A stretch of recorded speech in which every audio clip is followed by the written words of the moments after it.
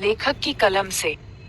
आज भारत में अधिकांश लोगों के अंदर बौद्ध संस्कृति और वैदिक संस्कृति पर काफी मतभिन्नता बनी हुई है। इन दोनों संस्कृतियों पर अधिकांश लोगों के मन में प्रश्न पैदा होता है कि दोनों में पहले कौन स्थापित हुई। आज इस मतभिन्नता के दो कारण स्पष्ट रूप से दिखते हैं। पहला, आज के प्रायः लेखकों द्वारा उत्खनन से प्राप्त साक्ष्यों का निर्विकार अवलोकन की कमी, और दूसरा, बौद्ध धर्म एवं वैदिक धर्म में जो धर्म धातु है उस धर्म की सही विवेचना और समुचित शाब्दिक अर्थों का अभाव।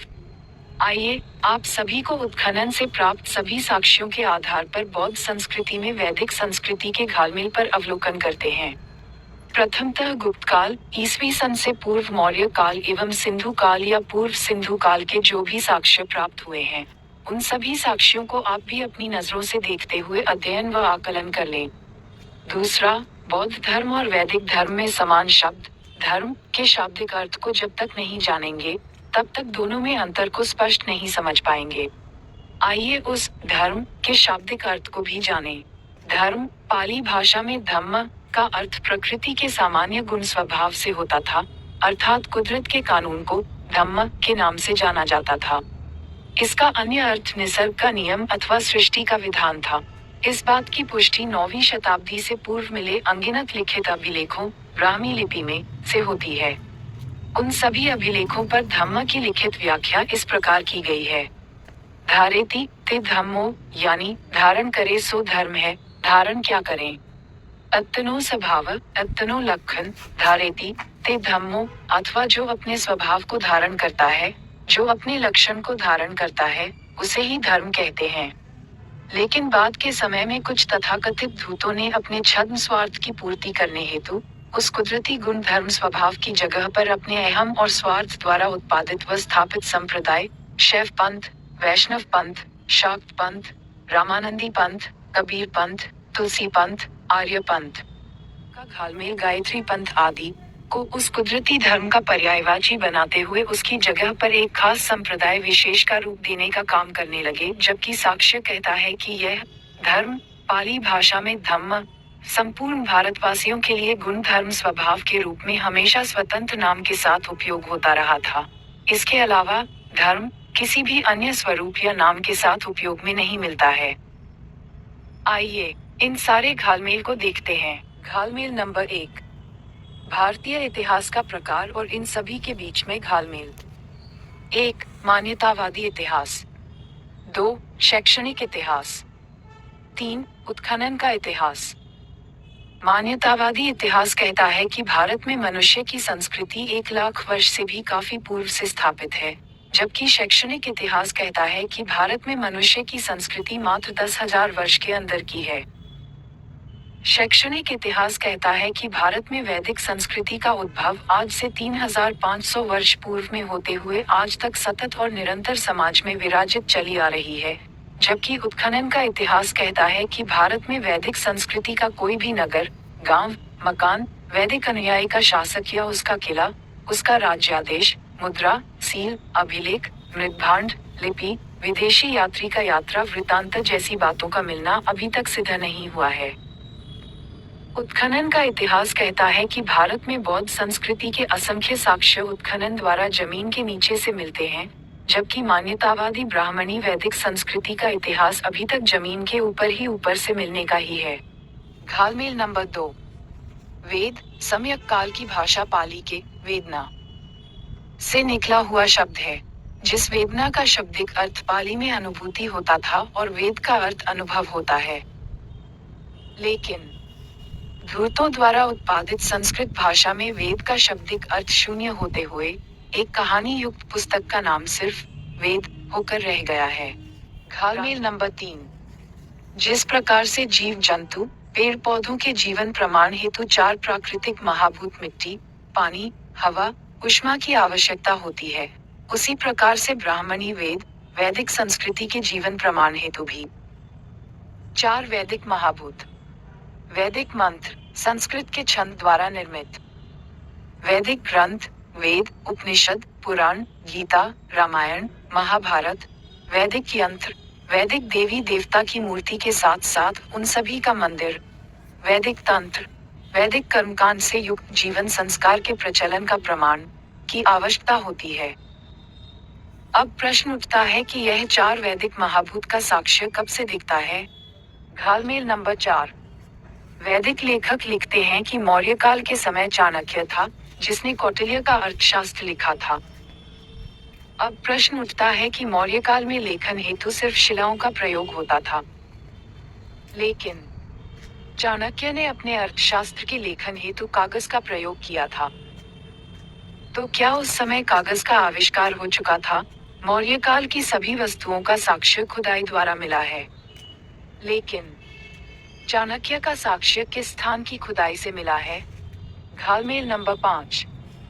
वैदिक पक्ष और विपक्ष के लेखक लिखते हैं कि पुष्यमित्र शुंग ब्राह्मण था। फिर शुंग काल में ब्राह्मणी ग्रंथ, ब्राह्मणी मंत्र, ब्राह्मणी यंत्र का निर्माण जरूर हुआ होगा। अब कोई यह बताए कि शुंग द्वारा निर्मित इस प्रकार का ब्राह्मणी ग्रंथ, मंत्र, यंत्र का साक्ष्य कब और कहाँ मिला है? घालमेल नंबर 6। शैक्षणिक पुस्तकों के माध्यम से वैदिक सभ्यता की शिक्षा दी जाती है। पुनः शैक्षणिक पुस्तकों के अंदर उत्खनन को आधार मानकर वैदिक से पूर्व और वैदिक के बाद की रही सभ्यता संस्कृति का मिलना बताया जाता है। लेकिन वैदिक सभ्यता संस्कृति का साक्ष्य कब और कहाँ मिला है? वैदिक युग का घालमेल।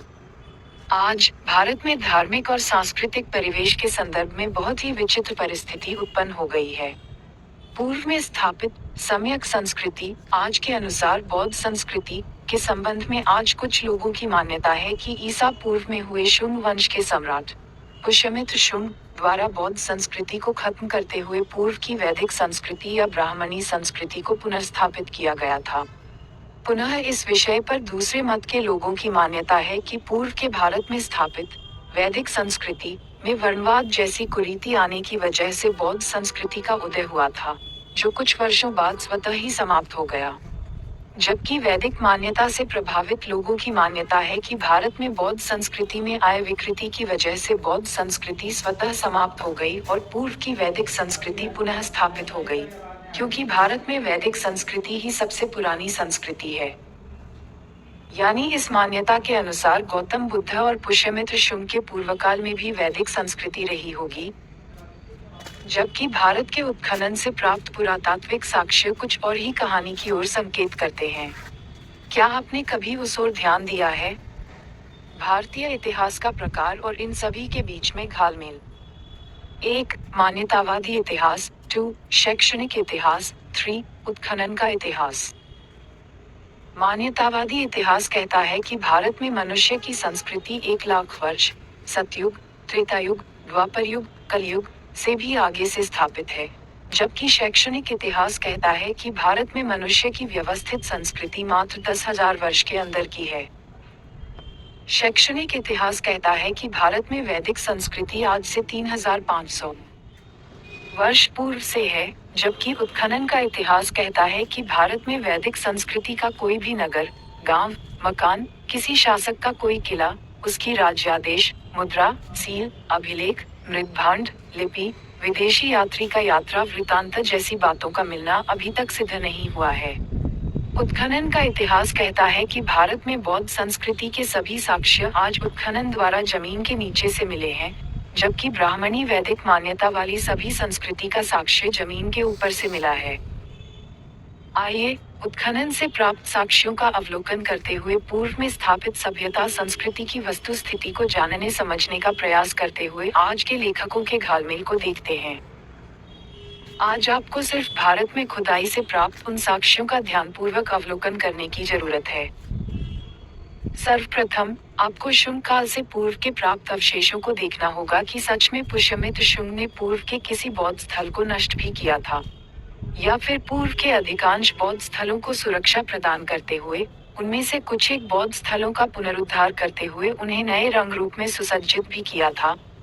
दूसरा, उसने सत्ता और राजनीतिक मजबूरी के चलते पक्ष विपक्ष में रहे किन्हीं खास लोगों की हत्या की थी या समूचे भारत में रह रहे बौद्ध मतावलंबियों की भी हत्या कर दी थी।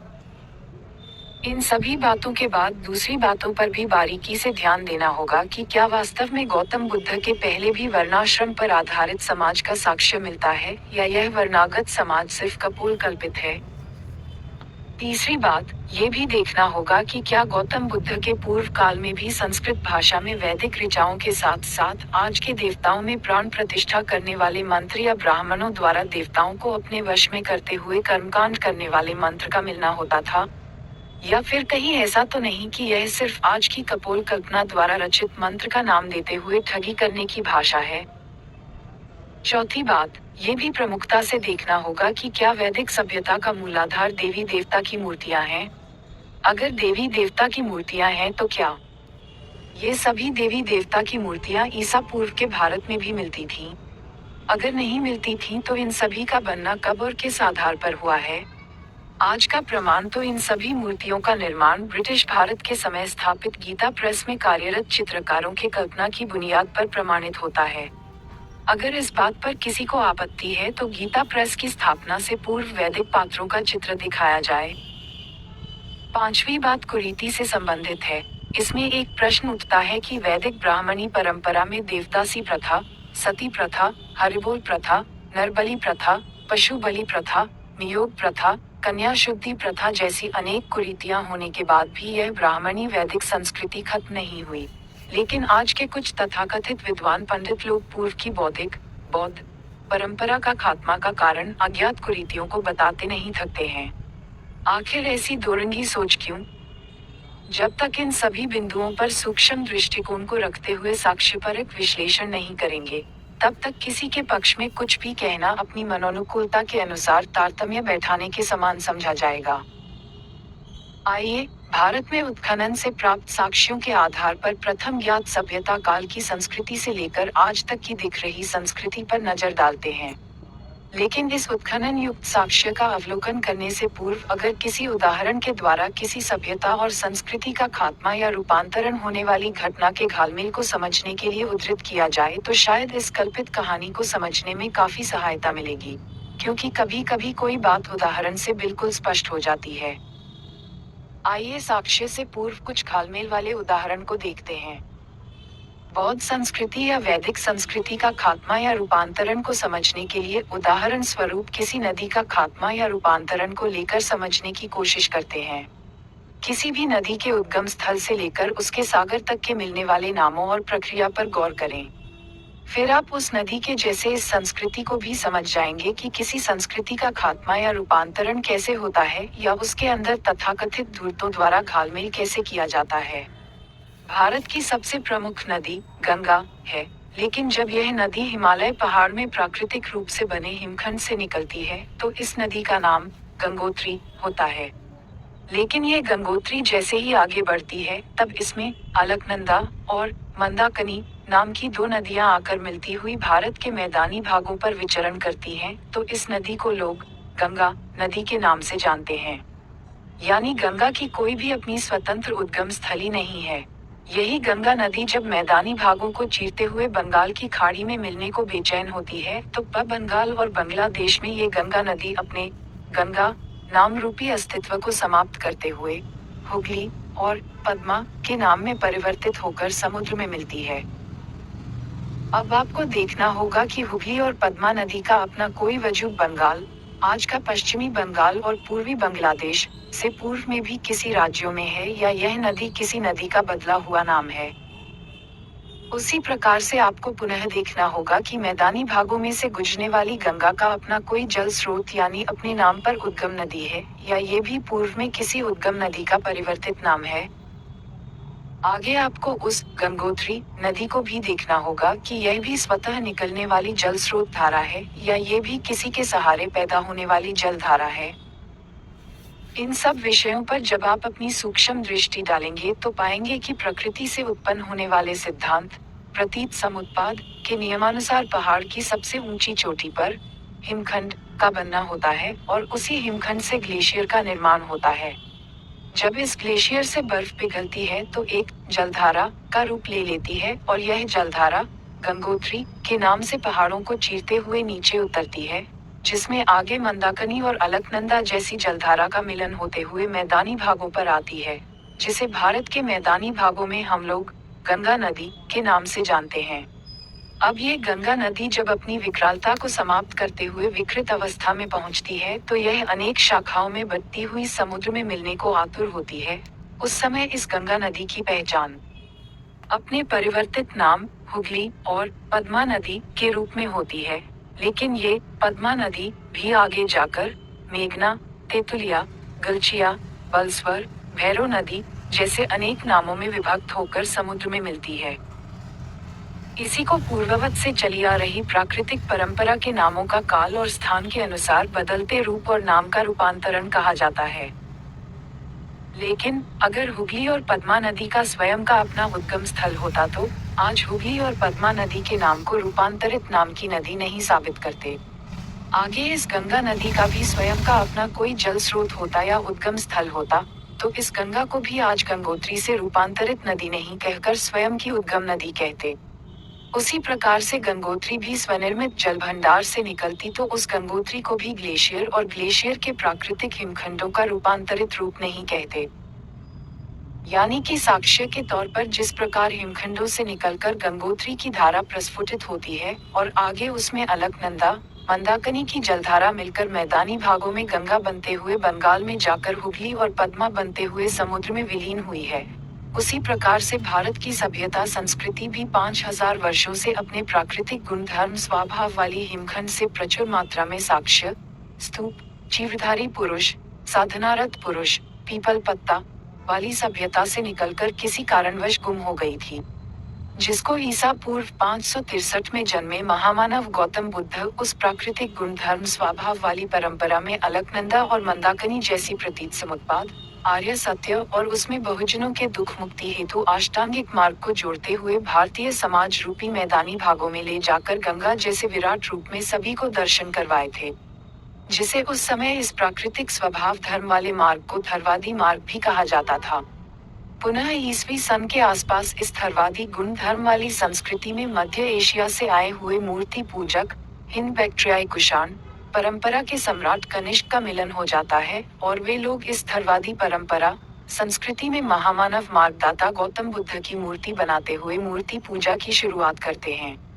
यानी अब भारत ही नहीं विश्व के कई देशों में प्राकृतिक गुण धर्म, आर्य सत्य, अष्टांगिक मार्ग प्रतीत समुत्पाद के साथ साथ इसके प्रवर्तक महामानव गौतम बुद्ध की मूर्ति स्थापित करते हुए उनके मूर्ति की पूजा की शुरुआत भी हो गई थी, जिसे महायानी मार्ग भी कहा जाने लगा था।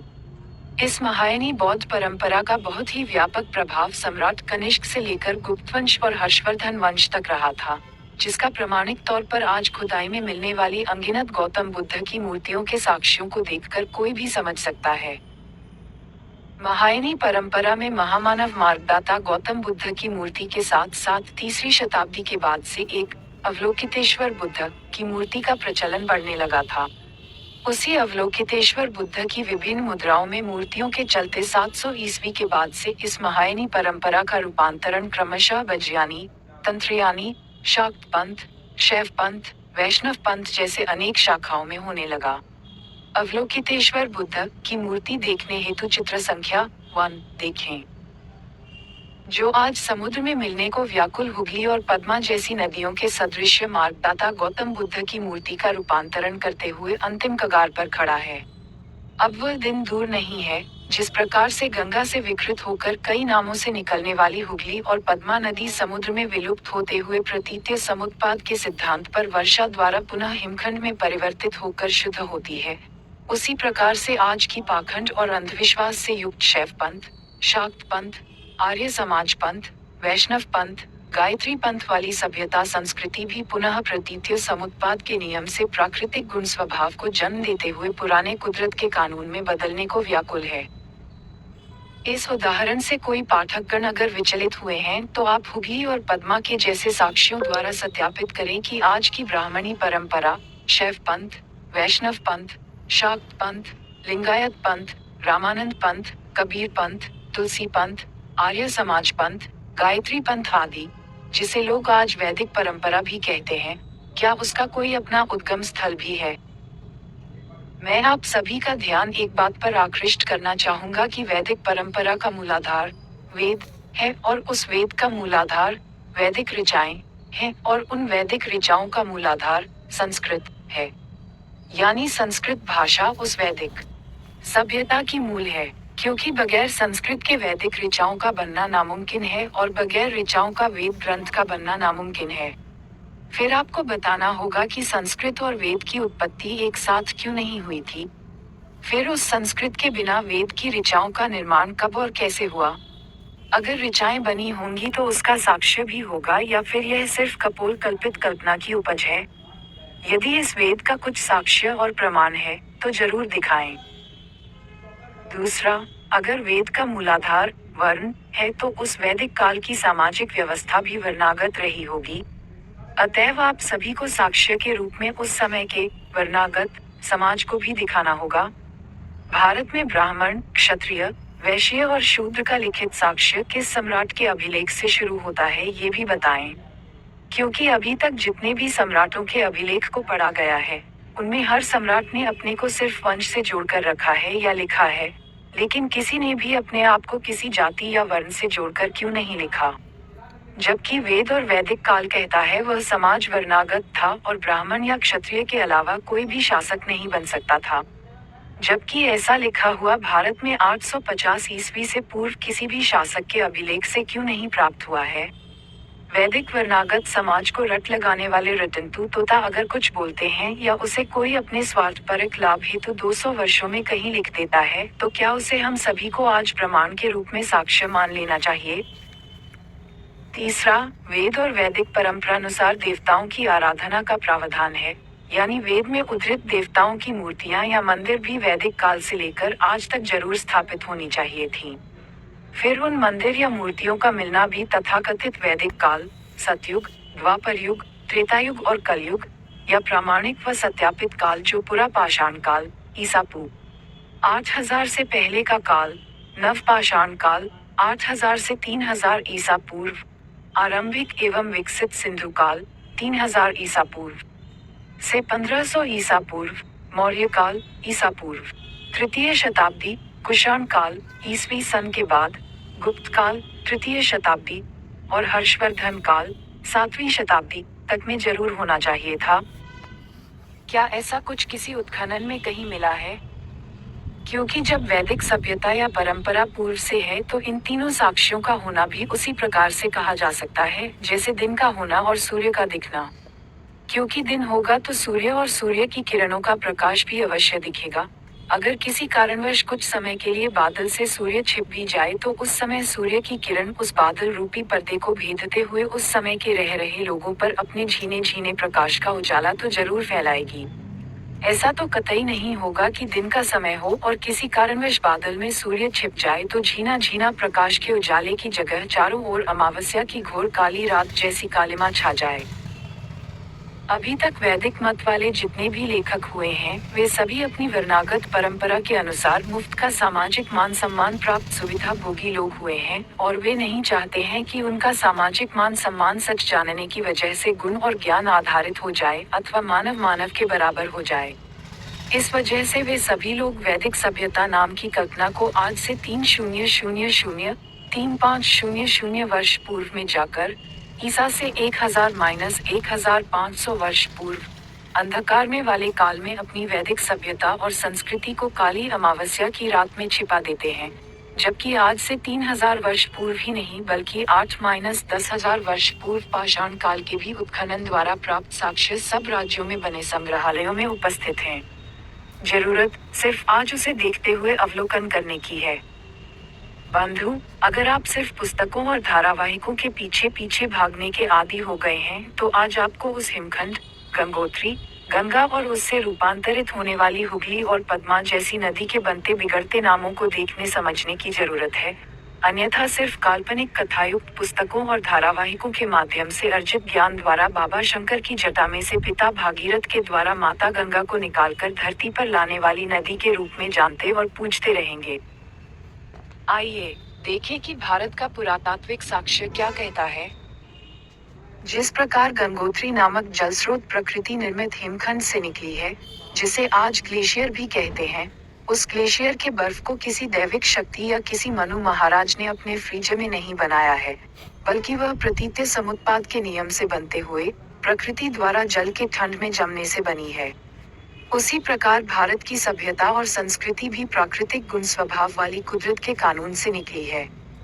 इस कुदरत के कानून का भी कोई रचनाकार नहीं है, बल्कि इस कुदरत के कानून को अनेक मार्गदाताओं ने अपने ज्ञान अनुभव द्वारा जानकारी प्राप्त करते हुए शील सदाचार के रूप में उस समय के जनमानस को दुख मुक्ति और निर्वाण प्राप्ति हेतु विकसित किया था। इस ज्ञान के कई मार्गदाता हुए, जिनमें कुछ का तो आज साक्ष्य और प्रमाण भी लोगों के सामने है, जिसमें उन्होंने स्पष्ट करते हुए कहा है कि मुझे इस मार्ग पर चलने से लाभ हुआ है। तुम अगर चलोगे तो तुमको भी लाभ होगा। मैं जिस रास्ते पर चला हूँ वह रास्ता मुझे मालूम है। अगर तुम चलना चाहते हो तो मैं वह रास्ता बता सकता हूँ, पर उस पर चलना तो तुमको ही पड़ेगा। लेकिन काल्पनिक कथा के रचनाकार ने जिस प्रकार शंकर की जटा को बर्फ वाली फ्रीज बनाकर उसमें से गंगा नदी निकाल दी है, उसी प्रकार सृष्टि के काल्पनिक रचयिता ब्रह्मा द्वारा वैदिक सभ्यता निकालते हुए उस ब्रह्मा के द्वारा बिना किसी लिपि भाषा का अभ्युदय किए ही वेद की रचना भी करवा दी है। इतने से भी उन काल्पनिक लेखकों को तृप्ति नहीं मिली, तो उसी ब्रह्मा के शारीरिक अंगों से वर्णागत मनुष्य का जन्म कराते हुए भारतीय समाज को भी अपनी कल्पना में वर्णाश्रम पर आधारित समाज बना देते हैं। परंतु उस काल्पनिक कथावाचक से शंकर की जटा का साक्ष्य और ब्रह्मा के द्वारा उद्धृत वेद और वर्णागत समाज का साक्ष्य मांगने पर अपनी काल्पनिक बातों के जाल में उलझाने लगते हैं। भाई, झूठ की बुनियाद बालू के घर के समान कच्ची होती है, जो साक्ष्य रूपी फूंक मारने से गिर जाती है। अब आपका झूठी वैदिक रूपी बालू का ढेर आपके सामने है। भारत में उत्खनन से प्राप्त साक्ष्यों पर आधारित सभ्यता को दो भागों में बांटकर देखा जाता है। पहली सभ्यता साक्ष्यों द्वारा ज्ञात है, जैसे सिंधु सभ्यता, लेकिन उस काल के उत्खनन से प्राप्त लिखित लिपि पठन पाठन योग्य नहीं बन पाने की वजह से यह पता लगाना आज बहुत ही कठिन हो गया है कि उस समय किस किस नाम के लोग रहते थे। लेकिन प्राप्त साक्ष्यों को देखकर यह जरूर कहा जा सकता है कि वह सभ्यता संस्कृति बहुत ही विकसित सभ्यता रही थी। उस सभ्यता के साक्ष्यों को देखकर आज बिल्कुल ये कहा जा सकता है कि उस काल में भी भवनों का निर्माण आज के वैज्ञानिक वास्तुविदों के आधार जैसे व्यवस्थित ढंग से किया जाता था। उन भवनों में व्यवस्थित ढंग का स्नानागार होता था जो आज खुदाई में प्राप्त हुआ है। उस समय लिखने की लिपि का आविष्कार भी हो गया था, जिसका साक्ष्य उस समय की मुद्रा या अन्य सील मोहरों से प्राप्त होता है। यानी कि उस समय लिपि और लिखने का आविष्कार हो गया था। लेकिन ये बात आज 100% दावे के साथ कही जा सकती है कि उस समय ब्रह्मा, वेद, वैदिक और संस्कृत युक्त ऋचाओं के साथ साथ वर्णागत समाज का कुछ भी साक्ष्य नहीं मिला है। फिर आज के तथाकथित लेखक महोदय ये कैसे दावा करते फिरते हैं कि भारत में आज से 2600 वर्ष पूर्व भी वेद और वैदिक संस्कृति थी।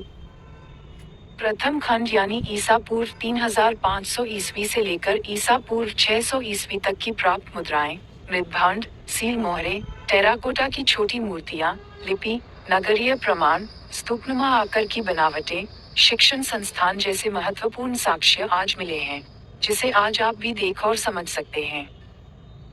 दूसरे खंड के अंतर्गत 600 बीसी के बाद का काल है, जिसके अंतर्गत लिखित साक्ष्य और कई शासक के साक्ष्य भी मिलते हैं। साथ ही इन सभी सम्राटों के अभिलेख या अन्य मुद्राएं भी प्राप्त हुई हैं और वे पठन योग्य हैं, इसलिए उन सभी को जानना समझना बहुत ही सरल हो गया है। उस काल में विद्या प्राप्त करने के विद्यालय व शिक्षण संस्थानों के अवशेष जो आज मिल रहे हैं, उससे उस समय में प्रचलित सभ्यता संस्कृति को जानना, समझना और भी सुलभ हो गया है। साथ ही इन शिक्षण संस्थानों में बहुत से दूसरे देशों के प्रतिभावान विद्यार्थी भी शिक्षा ग्रहण करने आते रहते थे, जिन्होंने भारत के अंदर रह रहे वर्ग समूह के रहन सहन और सभ्यता संस्कृति के बारे में काफी विस्तार पूर्वक पठनीय योग्य भाषा में लिखा है, जिसको पढ़कर आज कोई भी भारत की सभ्यता संस्कृति को जान समझ सकता है। लेकिन आज भारत का दुर्भाग्य कहें कि अभी तक भारत की जितनी भी पुस्तकों में यहाँ की सभ्यता संस्कृति की जानकारी लिखी गई है वह काल्पनिक ऋग्वेद के चारों तरफ सिमट कर रह जाती है। भाई, पहले आप लोग ऋग्वेद की पुस्तक को तो सत्यापित कर लो, उसके बाद ही इसके इर्द गिर्द किसी सभ्यता संस्कृति को घुमाना। 850 ईस्वी से पूर्व के भारत में विद्या अपने शिखर पर थी, फिर भी उस काल में इस ऋग्वेद का कोई नामो निशान नहीं मिलता है। फिर यह ऋग्वेद मुगल काल के बाद से अचानक ये कहते हुए कैसे प्राप्त हुआ कि इसका वजूद 3000 वर्ष से भी ज्यादा पुराना है। इसको आप एक उदाहरण से समझें। एक समय की बात है कि एक बहुत ही शानदार समारोह में 3 मित्रों को बुलावा आया। तीनों मित्र एक साथ उस समारोह में शामिल हुए। इन तीनों मित्रों का परिचय भी जान लें। इनमें से एक ऊंचा प्रशासनिक पदाधिकारी था, दूसरा मित्र सत्ताधारी राजनीतिक पार्टी का वरिष्ठ नेता था और तीसरा उस देश का सर्वोच्च उद्योगपति था। जब तीनों मित्र उस समारोह में पहुंचे तो उस समारोह की सकारात्मक व्यवस्था को देखकर अनायास ही अपने अपने तरीके से व्याख्या करने से नहीं रोक पाए। परंतु उस व्याख्या में तीनों का नजरिया अपने प्राप्त मान सम्मान, कार्य और पृष्ठभूमि के अनुसार भिन्न भिन्न होता है। उसी प्रकार भारत के उत्खनन से प्राप्त भव्यता का विश्लेषण भी तमाम लेखकों ने अपने अपने मान सम्मान और कार्य लगाव के अनुसार किया है।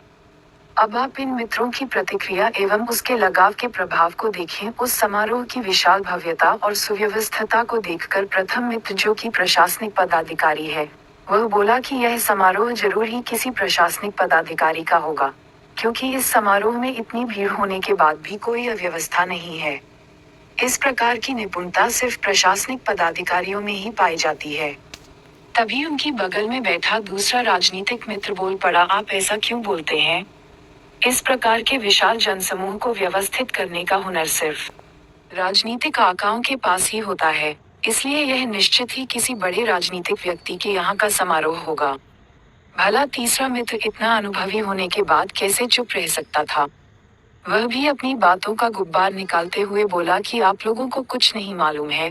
बड़े बड़े उद्योगों में असंख्य कर्मचारियों से सेवा लेते हुए सही रूप से प्रबंधन का गुण सिर्फ उद्योगपतियों को ही प्राप्त है, इसलिए यह निश्चित तौर पर किसी बड़े व्यापारी परिवार का समारोह है। यानी समारोह किसी का भी हो, उससे उस समारोह की व्याख्या पर ज्यादा फर्क नहीं पड़ता है। फर्क सबसे ज्यादा तब पड़ता है जब उस समारोह को अपने अपने मनोनुकूल व्याख्या करते हुए अपने हित में साबित करने में लोग किसी भी हद तक चले जाते हैं, जिसे आप देख सकते हैं।